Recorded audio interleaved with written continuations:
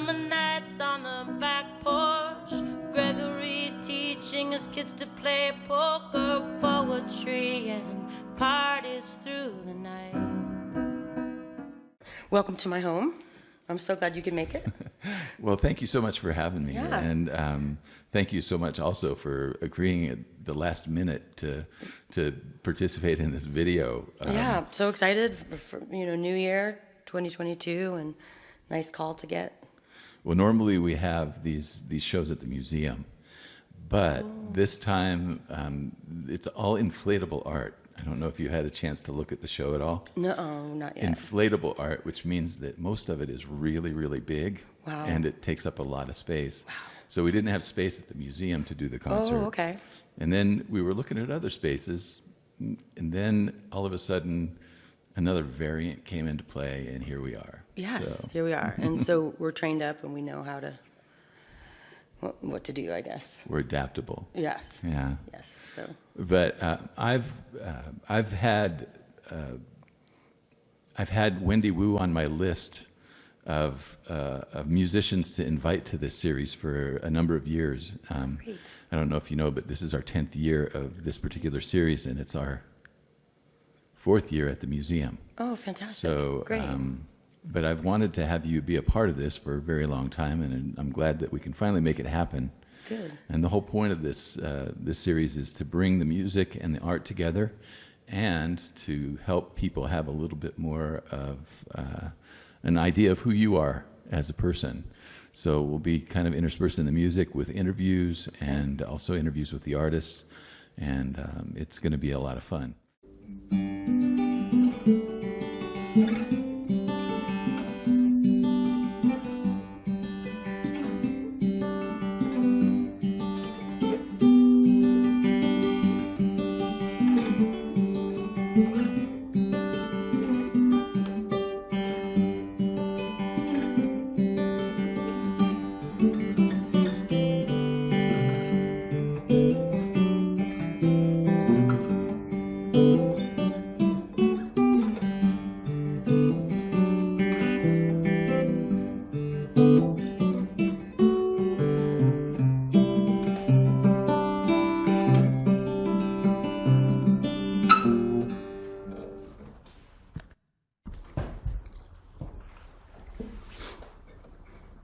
This is called Down and Dirty.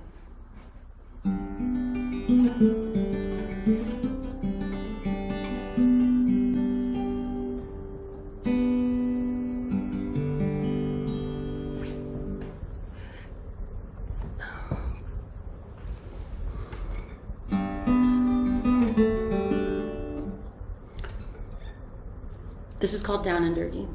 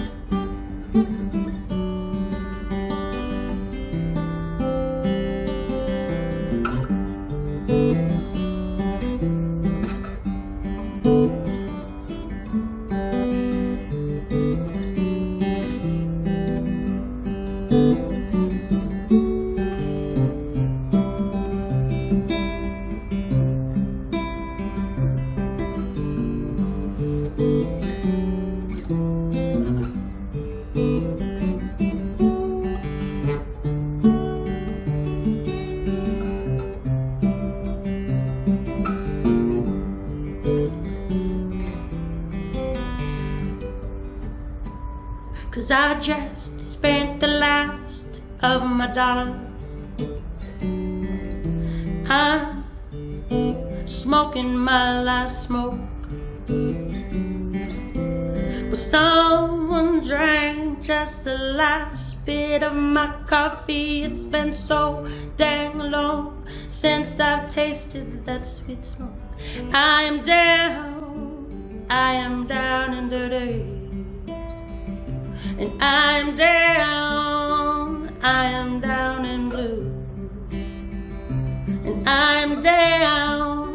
I am down and dirty. My fingers are black and my soul is kind of blue.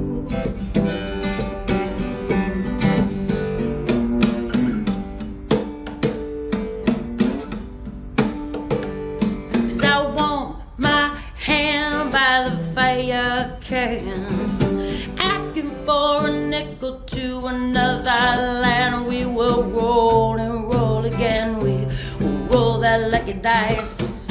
Maybe they'll be taking us to paradise. I'm down and dirty.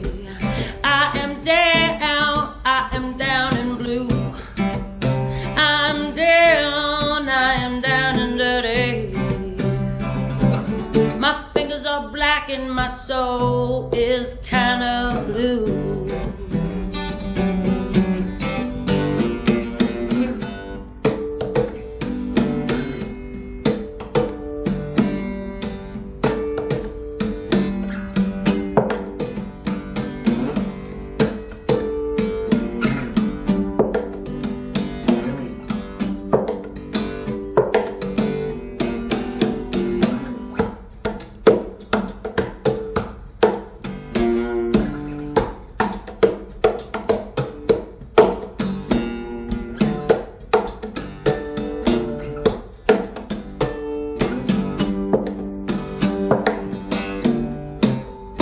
There's stomach in my stomach, but my lips, they are fine. They are wrapped around the bottle of some whiskey wine. We are sleeping under tables and living life in dark holes. I said, who's to ever say who's got less or more? I am down and dirty.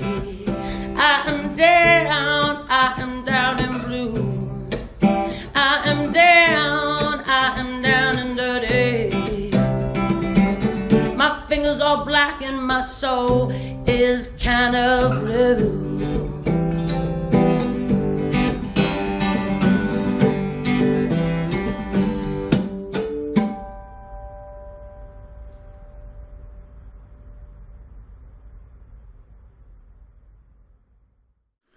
Hello, everybody, and welcome to the Artist to Artist show for the Blow Up 2 Inflatable Art exhibit. Now, we had originally intended for this to be a live show. We didn't have room in the museum to do it, and so we were going to have it at a different location. And then just last week, after all of this new virus development started to happen, it was decided that it was in our best interest probably to do this show on video again. So I'm here with Lisa Hachadorian, the executive director of Museum of Art Fort Collins, and we're going to just tell you a little bit about what's going on with the show, the museum, and some upcoming things that you might want to be aware of. How you doing, Lisa? I'm good, Franklin. How are you? I'm feeling well today, and I'm enjoying some of the snow that's on the ground. And the more that's coming. Yeah, I'm good with that. 2 storms will be enough. Oh, we're so fickle, you know. Oh, I know. It's like, 2 weeks ago we were all saying, oh my God, we can't get snow soon enough. And it's like, okay, now I'm kind of over it. But in any case, Happy New Year, first of all. Thank you. We've got a whole bunch of things coming up at the museum that are really exciting, but before we get into those a little bit, this show that's currently up, the Blow Up 2 Inflatable Art exhibit, is about ready to come down. And it's, I've seen a lot of really good, I don't know if you can call social media press, but I've seen a lot of people who have been pleasantly and delightedly surprised by this exhibit. How has it been for the museum? Well, let me just say the exhibition will close this Sunday, January 9th. So Okay. That's the last day. But it's been such a fun exhibition to have. And it's called Blow Up 2. So there was actually a previous iteration of this exhibition a couple years ago down at the Loveland Museum. Oh, okay. And both exhibitions have been traveled by the Bedford Gallery out of California, looking at this kind of new way of contemporary art, dealing with the aspect of inflatables and air as art. And when I came across the second iteration of it, I thought, oh, I really want to bring this to Fort Collins, because you really don't think of inflatables as any kind of art whatsoever. Yeah. It's very much, a holiday decoration, a fun thing for kids. But I wanted to see what contemporary artists were doing with it. In actuality, our space wasn't big enough to hold the entire exhibition, so there were a couple of pieces that we couldn't actually put in. Yeah. With the pieces that we do have, I like the fact that they're kind of pushing against the architecture of the building space-wise, because there's not that many pieces in the exhibition total. I mean, 8, I think, but they're huge. Yeah. They kind of push against the space, and they deal with a lot of different concepts, whether you're looking at tourism or, kind of immigration or different customs coming from different cultures, or even death, or, science and nature, design, all different themes that run across the whole spectrum. I think it's fascinating that artists of this day and age, and I've always felt this, and this is why I'm in contemporary art, is kind of making art from anything and everything. That's really, it's such an interesting and cool medium. I've been kind of really affected by it in a number of ways that I was surprised by. And one of the things that I was really surprised by in looking at some of the work is that it creates a different sense of space and flow. Really interesting. It's like, I don't think I've ever been so indelibly impressed upon by art that I've seen. Yeah. And so tangible and touchable too. I mean, yeah. I had to stop myself from, wanting to touch the sculptures, even as we're reminding everybody who comes in not to interact with them in the way that we all want to. So you have a couple of days yet. If you want to get in and see the show at the museum before it comes down, make sure that you get down there in the next couple of days before Sunday. So Sunday is the last day, or is Sunday the day that it's being taken down? No, Sunday's the last day. All right. So Sunday, January 9th. Our musician for this show is Wendy Wu, and she's someone that I've really wanted to feature for a long time, and have been looking for a good opportunity, and this one seemed like a good one. Have you heard Wendy before? I have. I love her work. You started in music at a pretty young age. I did. I grew up playing stringed instruments and piano. Piano. And then I started playing guitar around 18 because I struggled with the neck. I feel like my fingers couldn't do it. Yeah. And then I was about to get out of high school, and I didn't know what to do, and I could singing. I enjoyed my choir experience at school. So I just kind of started strumming some chords. So really kind of was a late starter, wasn't really a kid guitar player. But you'd had all that other musical experience, But I had, right? yes. And my kids are interested in starting, they want violin because all their favorite video games have like some beautiful violin part in it. So I thought, might as well get them going. Yeah, while they're hot. So this is your childhood piano? Yes, this is my childhood piano. My parents went to a farmhouse and paid $100 for it, and they lifted it in the back of a pickup truck. Some guy played it all the way to the house and put it in my dad's house, and there it sat until he passed away, and now it sits here. So that is so cool. Yeah. This is a big part of your history then. Yes, it's seen a lot. It came over on a covered wagon, actually. I did some research on it when we were kind of figuring out what to do with it.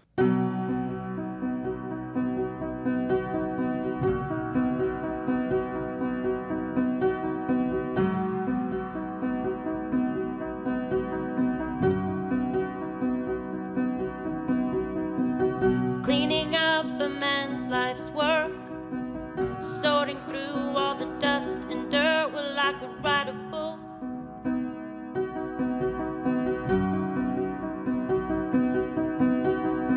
Where people come to sort the news, the kindred souls defying blues, the ex-roommates and ex-lovers at the door.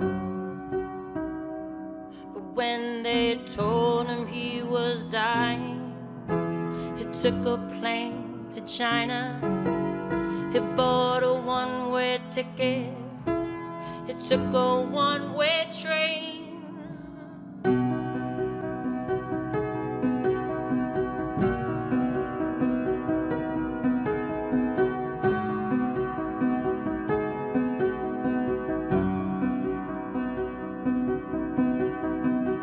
Boxes of photographs, slides and tapes and old 8-tracks, record players, albums and wine. Summer nights on the back porch, Gregory teaching his kids to play poker, poetry and parties through the night. When they told him he was dying, he took a plane to China. He bought a one-way ticket. He took a one-way train to the top of a mountain, up close to heaven, where great-grandfathers will go to die. And when I asked him if he believed in heaven, he said, I sure hope so. Wouldn't that be nice?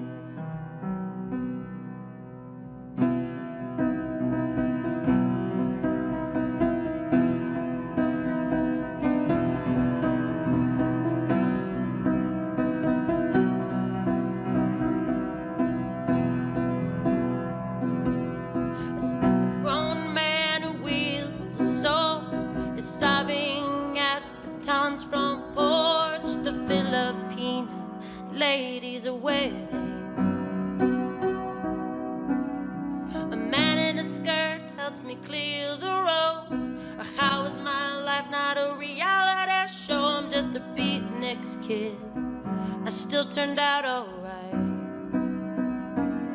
But when they told him he was dying, he took a plane to China. He bought a one-way ticket. He took a one-way train to the top of a mountain, up close to heaven, where great-grandfathers will go to die. And when I asked him if he believed in heaven, he said, I sure hope so. Wouldn't that be nice? And when I asked him if he believed in heaven, he said, I sure hope so. Wouldn't that be nice?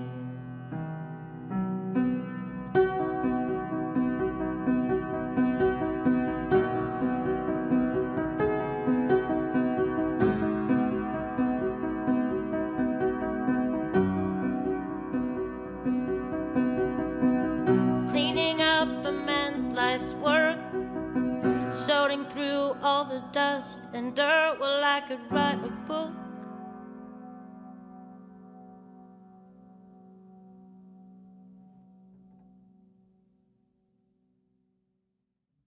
The artist that we're going to be interviewing for the Blow Up 2 video is Nicole Banowitz. And Nicole, how many pieces do you have in the show, Nicole? I only have one piece in the show.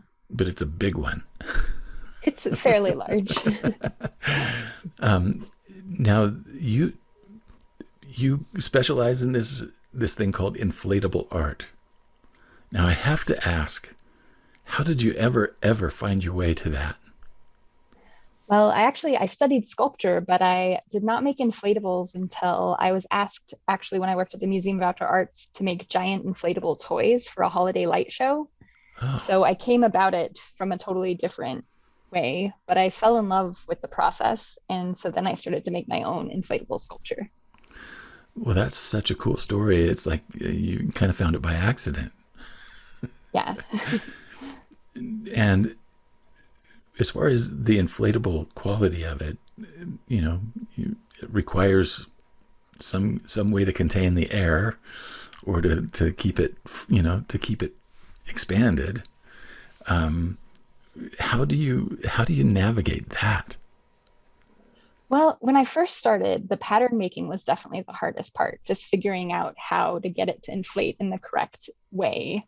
Because I would work on patterns for hours and then I would inflate it, and sometimes it would look nothing like what I wanted. Yeah. But now I've been doing it for about 12 years. So now I have all of these patterns that I kind of can just pull from and kind of remix when I'm working on a new sculpture.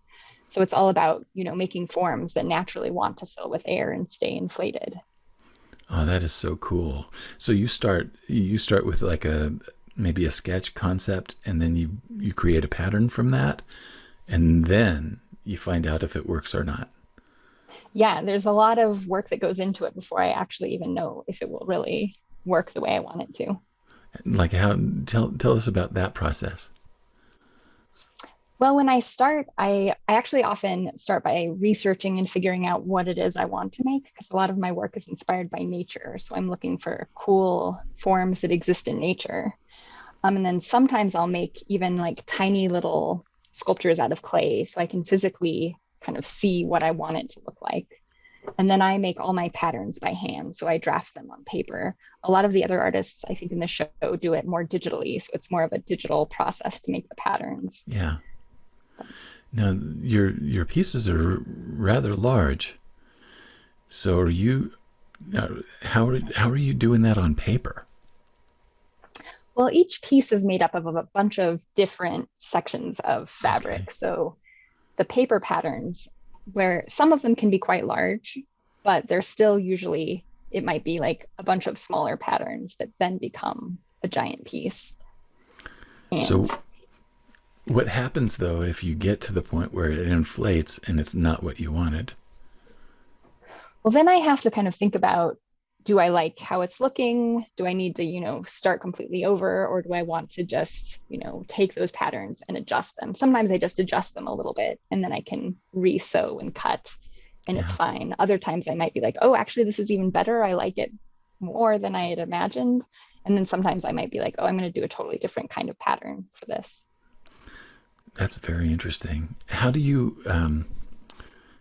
compare this to your experience in other forms of sculpture?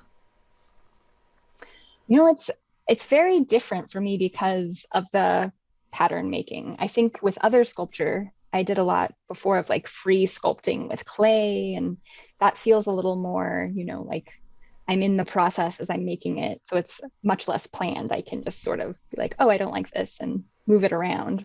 Whereas with the inflatable, every part of it is like has to be organized Yeah. and then changed. And have you ever gotten all the way finished and then found there was a leak? Well, there's actually, because it's forced air, Yeah. there's always air moving into it. So it's actually good to have some leaks, because otherwise I think it would just pop. It would So explode. yeah. So this isn't something that you have one of those little rubber tubes that you have to poke it back into it to keep it inflated, right? No, mine have blowers that are constantly going. And the piece in the show has just like a small fan actually that keeps it inflated. Tell us a little bit about the piece in the show. So the piece I made for this show is inspired by a sea slug. And it's this specific sea slug that has this kind of magical property. It looks like a leaf because it eats algae. And when it eats the algae, it's able to keep the chloroplast from the algae in its body so that it can actually photosynthesize. It's one of the like only animals that can actually photosynthesize like a plant. So it can go months without eating because it just is photosynthesizing. Oh, cool. What was the inspiration for that? So I was really interested in creating this sea slug just because visually it's so striking. Yeah. And then I also wanted to kind of talk about this interesting relationship it has with its environment. But also kind of another interesting thing about it is that it has a lot of things that scientists might want to study. But as climate is changing, it's getting harder and harder to find these sea slugs. So again, it's also about being aware of our world and how there's really cool things that exist that we might not even know about yet that are disappearing all the time. So when you were growing up and you were listening to music, what were the kinds of music that you found most interesting and appealing for your own tastes? Well, of course, I loved kind of what my parents played because I grew up on that. So the Rolling Stones, the Beatles, Paul Simon, Simon and Garfunkel. I think one of my first musical loves as a kid, undiscovered by my parents, was Suzanne Vega. So she's a songwriter and a storyteller, and she really kind of appealed to what I was doing. I kind of missed the whole 80s grunge, Nirvana. I missed all that. Yeah. It was like too much, but I kind of related to that. But then over the years, you can now have such a huge resource of music. Oh, I know. It's endless. And yeah, my kids are like, oh, I feel so bad. You used to have to just listen to one CD over and over. It was really kind of cool. Yep, and you made a CD as a piece, Yeah. a 10-song piece. You couldn't shuffle it, you listen to it start to end. And so that's obviously made a huge change now. See, I'm older than you, so I go all the way back to 8-track. Actually, I remember 45s that only had 2 songs on them. Yeah. And it's like you'd flip it over and back and forth, and you would just go back and forth between it. My garage is full of them. All of it. 8 tracks, all of it.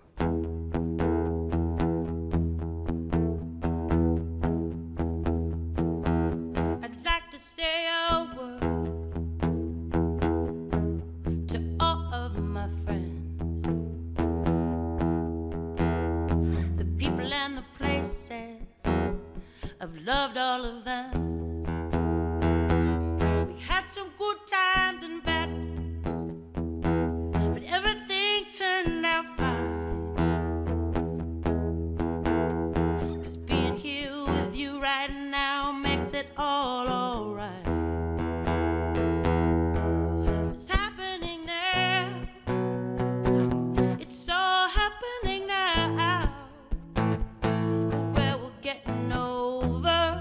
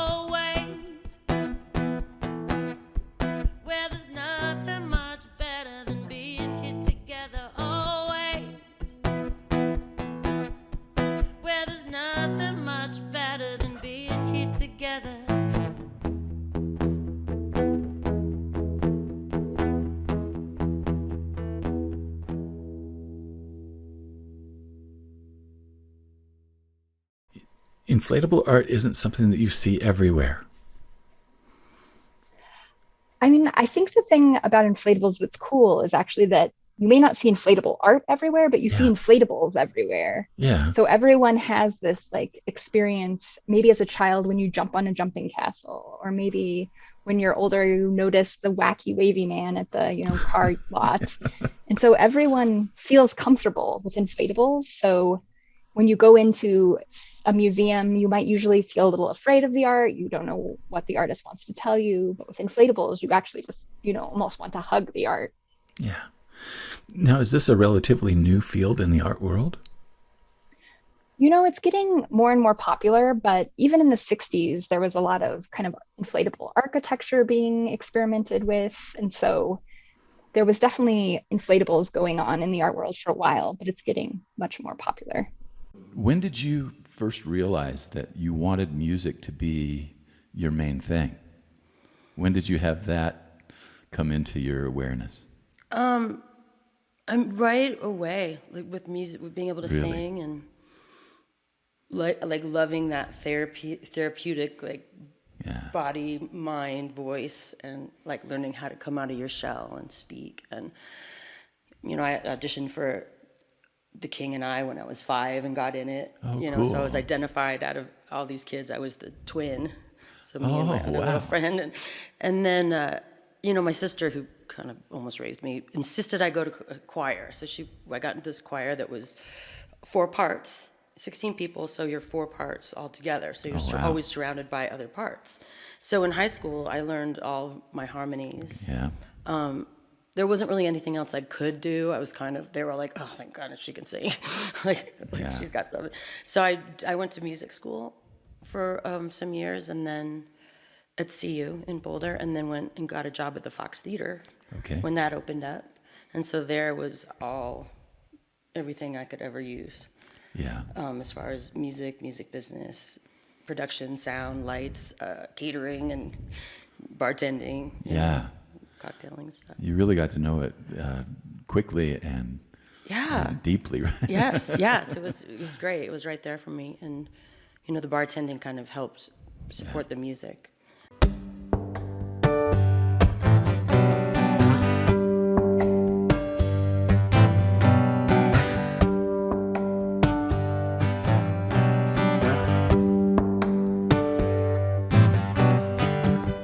I could hear the angels laughing, laugh so hard they almost cried. We're peeking through the tears of passion, making bets and rolling dice. Well, I can hear the angels laughing, they're playing cards late at night. We're sending signs of hope and direction, and laughing when the signs are sighted.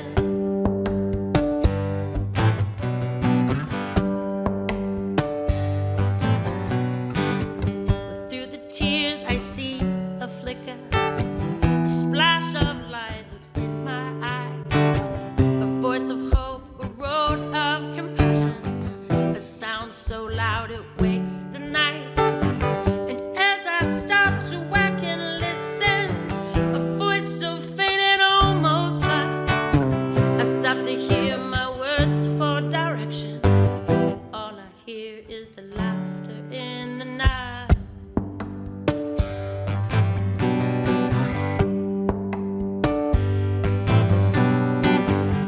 Maybe I don't care to listen. I don't care to count the signs. Well, I can feel my heart faster. It feels so good, it must be right. 'Cause Cupid almost never misses. Well, how could what he does be wrong? Well, maybe he had just a few too many enemies out on the town, just blindly shooting stars and missing and hitting me. 'Cause I wonder how I got to be in love with you. How strange. You came from nowhere, no, I never expected you. What a surprise that you and I can laugh at the angels too. We're laughing at the angels, laughing at you. We're laughing at the angels, they're laughing at you too. If you can never read the signs, what good does it do? They're laughing at the fate of where life might take you. Laughing at the fate of where life might take you. They're laughing at the fate of where life might take you. Laughing at the fate of where life might take you.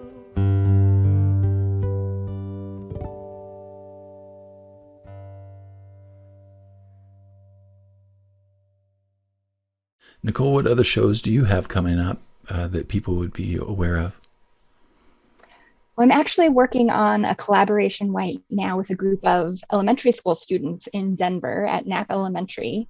And I'm going to be working with them to talk about different relationships in nature, actually. And they're going to make fabric pieces that I'm going to applique onto a sculpture. And that's going to go up in Denver during the summer. So it's still a few months away, but that will be up in the Westwood neighborhood. Okay, and what would you suggest if somebody was interested in pursuing inflatable art more seriously? Where would you tell them to start? Gosh, I mean, like I said, I kind of just taught myself how to make inflatables. So you can really, you just need like a sewing machine and the right kind of fabric. Or even if you want to take, old plastic bags from the grocery store, you can even iron them together to create inflatables and be really DIY. So it's actually a really accessible medium to make really large sculptures with very few, tools. So I would encourage anyone to make inflatables. It's really fun. Shout out to the Bohemian Foundation for their grant that supports this program. So. Wonderful. Thank you so much. Thank you. They actually gave me a grant during the pandemic. Oh, very cool. I just kind of made up a list of all the shows that had been canceled and what my loss was. And so that was really nice. Yeah. At a time where we all felt really isolated and unsure. Now, you were a touring musician for quite a long time. I was, yes. Yeah. How long exactly were you out on the road? I would do 1 month here or there. Okay. So you didn't go out for year stretches. You were out and back. Nope, I was out and back, and it was usually little tiny venues. There was a circuit that you could get on, so you'd get on and book it, and then find some sponsors, because it's never enough to pay for the trip, and then rent a van, get the guys, and sleep on floors and cheap hotels, and so it was fun for a little while. Yeah. It's really nice being able to play close to home, have the internet so that you can reach people and not have to travel so much. Yeah. I think. And you still can, and it's a lot of fun. But if you want to. Yeah. Yeah. But I mean, I think being a hometown musician is where you can make the most money. And so touring, I'm glad I don't have to do it anymore. Yeah, right. Not that I wouldn't go on a huge tour with a bus and stay in a hotel. That would be fine. if it were a level or two above where we've been, it'd be great, wouldn't it? Well, the question that I have about the hometown musician, I feel like that you have really cemented yourself as kind of the Colorado the Colorado musician. It's like if you go to a grocery store and you ask them who their favorite Colorado musician is, 9 times out of 10 they're going to say Wendy Wu. That'd be awesome. I hope so. I don't know. It's been really cool, and I have asked that question to several people, and especially when I was working at the radio station, I wanted to know, who were the people that they associated with Colorado music, and like I said, a large percentage of the time you were on the top of the list. Nice. Awesome. So that's great. What I'm curious about is, when did you start to realize that was a part of your identity, was the kind of spokesperson and the voice of Colorado music? Well, I played in Boulder because I was working at the Fox, so I played these shows. And then I moved to Denver, and so I kind of had already gotten into the Boulder niche, and then now I was being very welcome in Denver, playing Herman's and the Paramount and the Ogden, all those big theaters in the 90s when they were like brand new. They were hopping too. And they were hopping, and I was like the first call, and often just opening for everybody. Yeah. So I really got a grasp on my Denver following and my Boulder following. Got on all those big festivals. And then every time I came up to Fort Collins, they were just so accepting, and, Avogadro's and Bohemian Foundation. And so because I was able to live in each town, I think I got some, saturation in most of the up and down the corridor. So everybody knows you. Everybody loves you.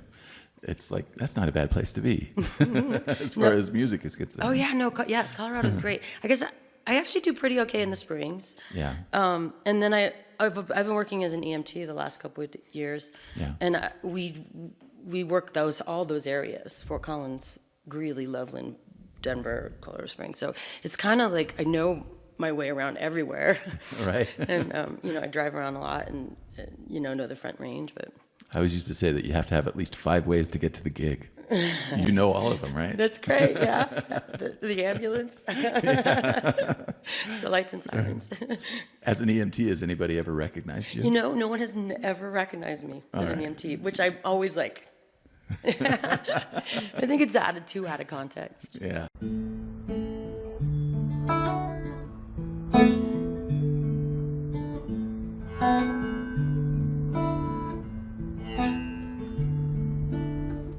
I wanna write a song for you. I wanna write a song about you too. I wanna let you know that everything's gonna be alright. But I never thought you would understand. I never thought you would make amends.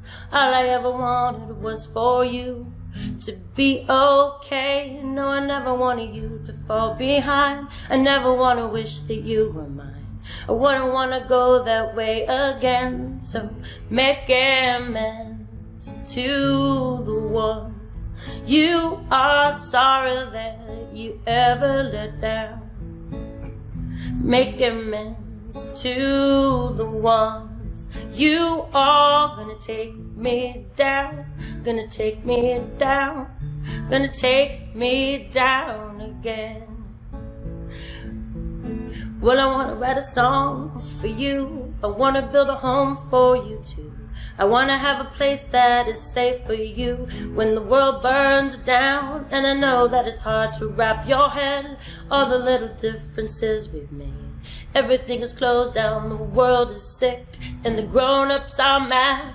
But every time I see you smile, the joy I feel, it gives me miles. I'm sorry that I'm crying, but baby, well, grown-ups cry too, to the end. You are sorry that you ever let down. We make amends to the ones you are gonna take me down, gonna take me down, gonna take me down again. But it really don't make no sense to get yourself all worked up about the things that you cannot change. Well, it really don't make no sense to get yourself all worked up about the things that you have no control of. So make amends to the one you are sorry that you ever let down. Well, make amends to the ones you are gonna take me down, gonna take me down, gonna take me down again. Oh, to make amends to the ones you are sorry that you ever let down. Well, make amends to the ones you are gonna take me down, gonna take me down, gonna take me down again. Talk a little bit about what's coming up at the museum in the next few months. Sure thing. So starting January 21st through mid-March, we are featuring Sean O'Malley from Colorado Springs and also our very own Ann Bossert here from Fort Collins Yeah. in the museum with Head Cheese. This is Sean's exhibition, a 25-year retrospective. And he is a really, really amazing sculptor, works mostly with wood. And part of his history is that it turns out earlier on in his career, he was a toy inventor. So he kind of combines a lot of themes of play and fun and kinetic movement and actually bright colors. Yeah. And, things of bodies in his art, along with exploring what this means in sculpture. And it'll be a really, really fun and interesting exhibition. Very cool. With Anne's work, we're looking at kind of her hoodoos and charms. Okay. Small based work that she's done with kind of leftover scraps from her wood shop. Not the big cool furniture stuff, huh? Yes. Uh-huh. She's one of my favorite local artists. She's just really, really creative and inventive. I'll be looking forward to that show. Yeah, and I thought both of them would work well together. Very good. So after that, we've got our 18th annual iCenter Northern Colorado Masks exhibition and fundraiser, and I can't believe we're here at our 18th version of this exhibition. Yeah. So we've got about 220 artists who have done masks for us this year and are participating. So I'm actually in the middle of doing the photography and getting all the masks set for that right now. And then in the summertime, so late May through mid-July, we're going to feature Jim Jacobs, who was our grand prize winner from our Rocky Mountain Biennial back in 2020. Oh, very good. That seems like 10,000 years ago. Doesn't it, though? But he's a fantastic, absolutely amazing sculptor. Again, working with wood, but in a totally different way than Sean does. Jim kind of works with it in a nature-based format. Yeah. He really strides that line between nature and human interference in nature. And his exhibition is called Fray. So Excellent. After that, so kind of August through mid-October, we're going to feature an exhibition curated by, again, another local artist, Louise Cutler, called A Culture Preserved in the Black Experience. So she's going to bring together a handful of artists from around the country, Black artists in all different mediums. And so we'll be featuring that. And then to round out 2022, we're going to bring in Picasso as printmaker from the collection of Dr. Robert Baller from Illinois. Wow. So this will be our exhibition that looks at Picasso and how he kind of dealt with prints and really moved the medium of printmaking forward throughout his career. He's very much mostly known as a painter, but he was just as innovative with printmaking. So we're going to explore that with that exhibition. Well, you've got a lot of regular gigs that are going on right now, and you've got some really cool ones that are coming up that we probably ought to mention. Yeah. I know that every Tuesday you're at Betta Gumbo here in Loveland. Yes. And I got that gig during the pandemic, and they did masks and 6 feet, they followed all the rules, but I was there every Tuesday. I've been there every Tuesday for almost a year and a half. So I'm doing that every Tuesday, and then I'm at West End in Loveland every first Thursday of the month. Okay. Which is coming up this week. Now, is that an open mic or is that a performance? It's a performance. It's a jam, and it's okay. basically kind of these people that I've met during the pandemic, and we get together this Thursday and jam. But it's actually coming together to be like kind of a band.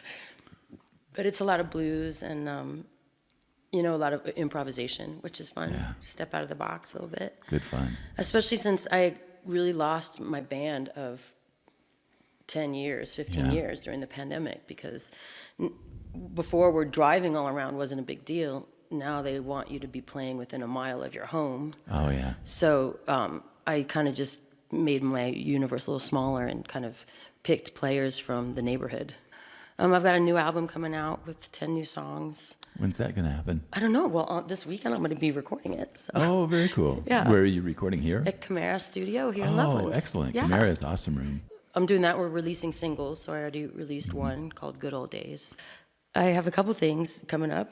I'm playing the Gressiwick which is where Oh, we yeah, reconnected. that's right, yeah. This is a new listening room in Loveland on January 22nd. That's your birthday show. That's my birthday show. Yeah. So,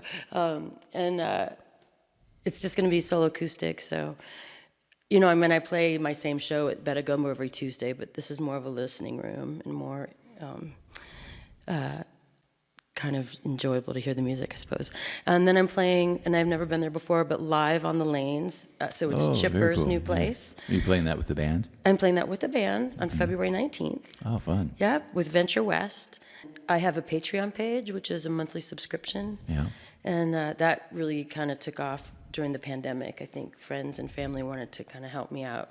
For as little as $5 a month, you get videos and, early access to songs. So that's Patreon/Wendy Wu Music. And then YouTube/Wendy Wu Music. I'm really prominent on my personal page on Facebook. Yeah. And then I am just starting to tend to my band page. So, but I'm pretty active on Facebook. And The Patreon one is one that I want people to be aware of, because Patreon is a direct way that you can support artists like Wendy.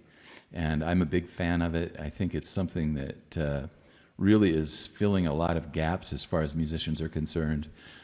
For the income that we counted on from selling recordings, now we're making it up in ways like a Venmo tip jar and a Patreon page. And so if you haven't ever checked out Patreon, Wendy would be a really good excuse for you to do that. So Patreon/Wendy Wu is where you need to go, and I'm going to encourage you to do that right now. Well, again, thank you for being a part of the show. Yeah, and thank you. I'll be looking for opportunities for us to bring you back when we have live in the museum again. awesome. I'd love that. And I'm so glad that we could get together today. And Yeah, me too. yeah. Thank you. WendyWu.com, everybody. Check it out. Thank you.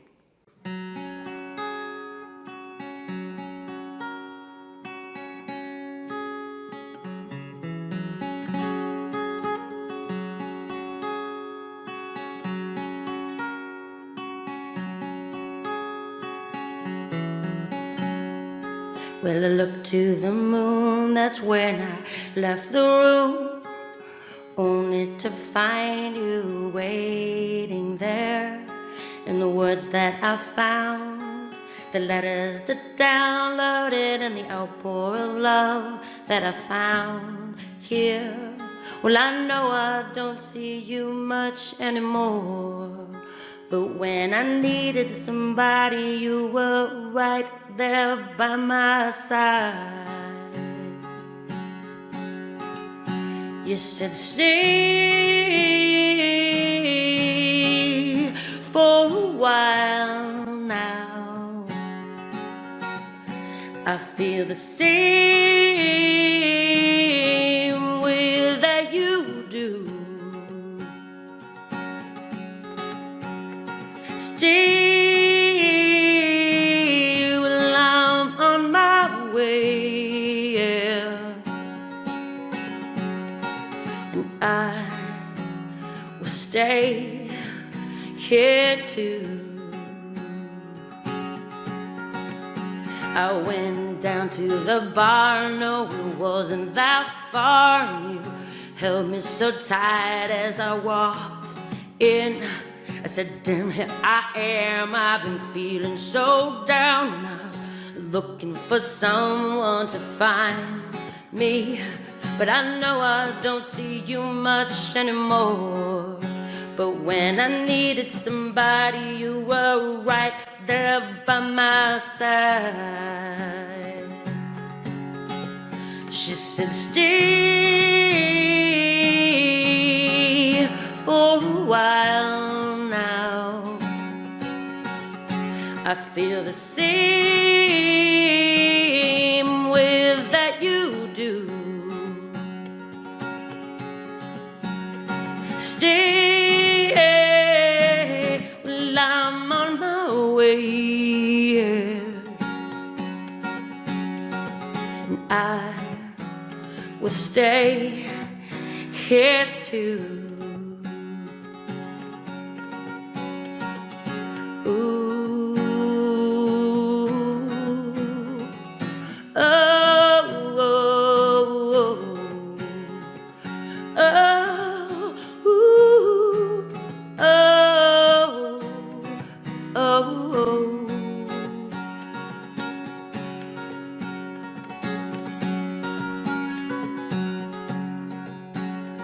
What about you? Are you lonely too? Do you need someone to find you?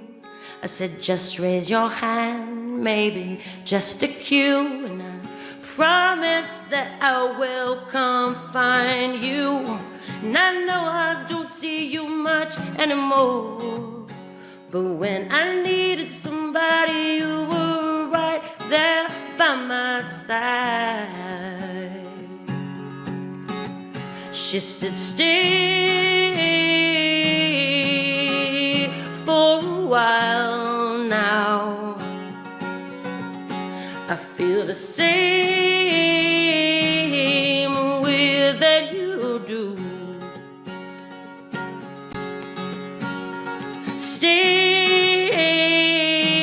while I'm on my way, yeah.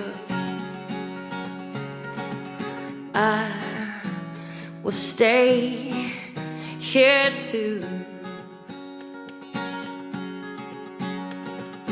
I will stay with you. I will stay here too.